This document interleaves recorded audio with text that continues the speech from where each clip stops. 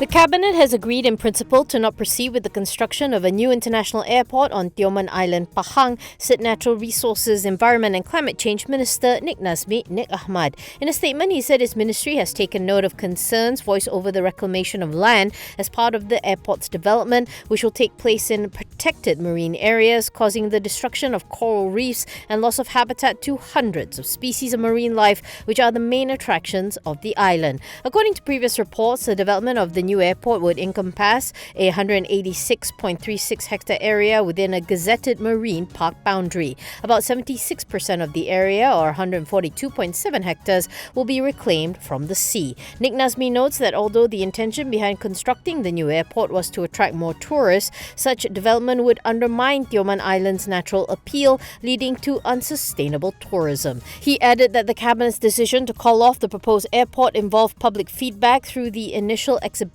process for the Environmental Impact Assessment Report from June 21st to August 4th. It is worth noting that the project developer is Tioman Infra, a wholly owned subsidiary of Tioman Hill Resort, which in turn is 50% owned by conglomerate Berjaya Corp. The other 50% is held by the Pahang royal family through Invesco and the estate of the late Sultan Ahmad Shah Sultan Abu Bakar. To recap, in June 2018, B Corp founder Tan Sri Vincent Tan announced the group's plan to build a 1.2 billion ringgit airport on Tioman Island, which would then be managed by the government if it was approved.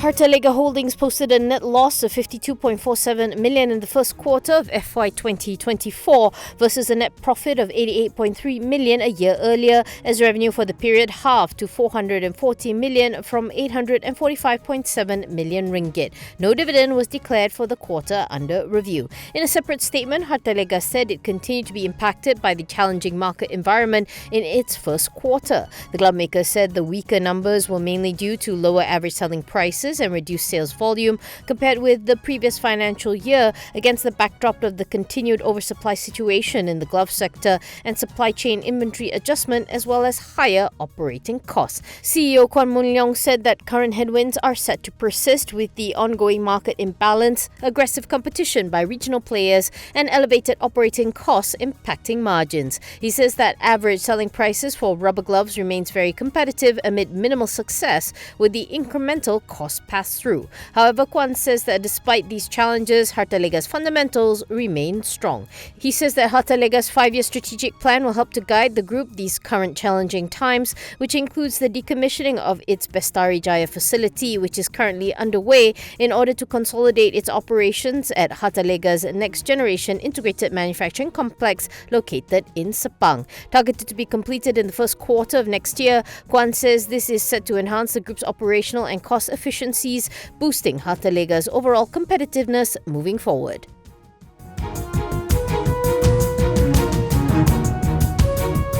Datuk Sri Muhammad Adlan Berhan, son-in-law of former PM Tan Sri Muhyiddin Yassin, said he was never arrested by the Malaysian Anti-Corruption Commission, nor was he ever called in by the Anti-Graft Agency for a meeting to assist in any investigation of any kind. He also claimed that he had informed the MACC that he was travelling overseas. Earlier in the day, the MACC said that it would request the Royal Malaysia Police to include Muhammad Adlan and his lawyer Mansur Saad on Interpol's Red Notice list if they fail to face prosecution. MACC Chief Commissioner Tan Sri Azam Baki said Muhammad Adlan and Mansur were required to appear before the Commission for questioning over alleged corruption and embezzlement in the registration, recruitment and storage of foreign workers' biometric data. He says that they have also requested for their passports to be blacklisted. In a statement issued through his lawyer, Dr. Baljit Singh Sidhu of Syukur Baljit and Partners on Wednesday, Muhammad Adlan denied that he is a fugitive on the run, as stated in MACC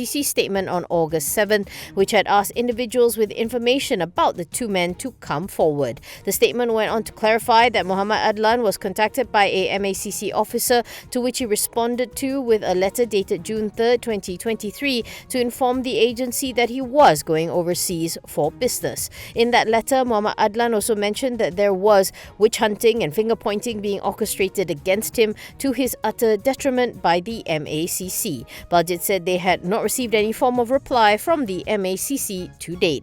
Muhammad Adlan also denied any suggestion that he is not contactable and stated that he is in communication with the investigating officer. Muhammad Adlan, who is married to Muhyiddin's second child, Datin Sri Nabila Muhyiddin, said he is not a politician and is aghast at any attempt to use him as a tool to obtain political mileage by anyone, including the investigative apparatus. Baljit said his client is not a soft target to get at or to exact comeuppance at any politician, adding that the timing of the press release so near to the state elections suggests that there is a political undertone to the entire process. The statement added that Muhammad Adlan will return to Malaysia as soon as possible to answer all questions and to assist the MACC with any investigation so long as the elements of threats and persecution are eliminated.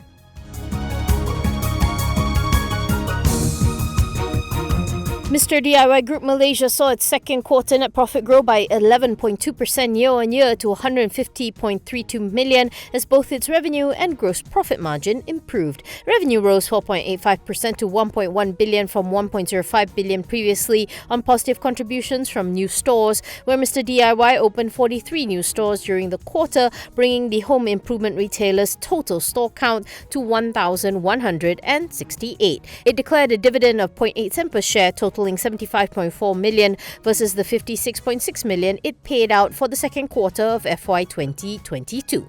For its half-year report card, earnings rose 18% year-on-year to 278.1 million, while revenue improved 9.8% to 2.15 billion, primarily due to new stores, which grew 17.6%. As a result, total transactions rose 15.5% year-on-year to 79.1 million transactions. CEO Adrian Ong said in a statement that Mr. DIY's steady growth during the quarter is a strong signal that its value for money proposition is relevant and resonates with today's value-conscious shopper. He says the retailer's imperative is to continue to penetrate wider and deeper in both market centres and smaller towns to meet the needs of the underserved value shopper, and it is also highly encouraged by the significant recovery in its profit margins despite current operating challenges, which Ong says is a convincing indicator of its resilience. Mr. DIY says that it remains on track to open at least 180 new stores across all three brands, which will bring the total store network to over 1,200 stores nationwide.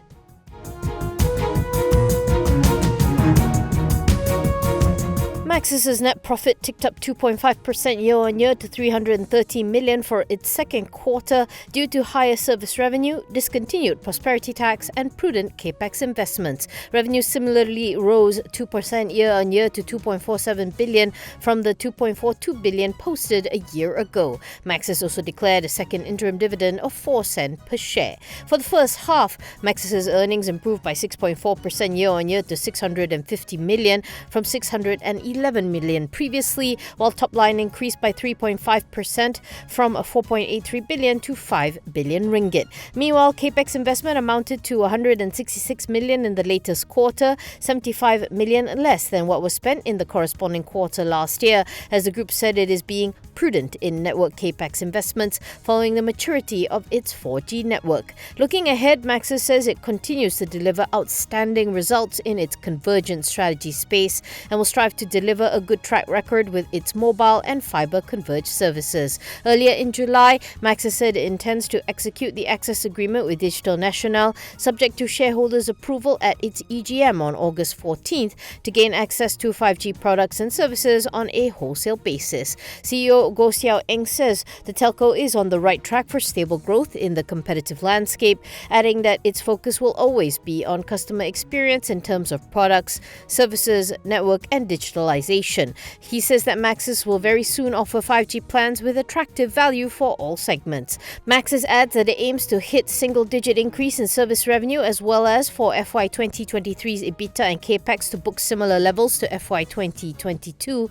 though before any potential financial impact for 5G.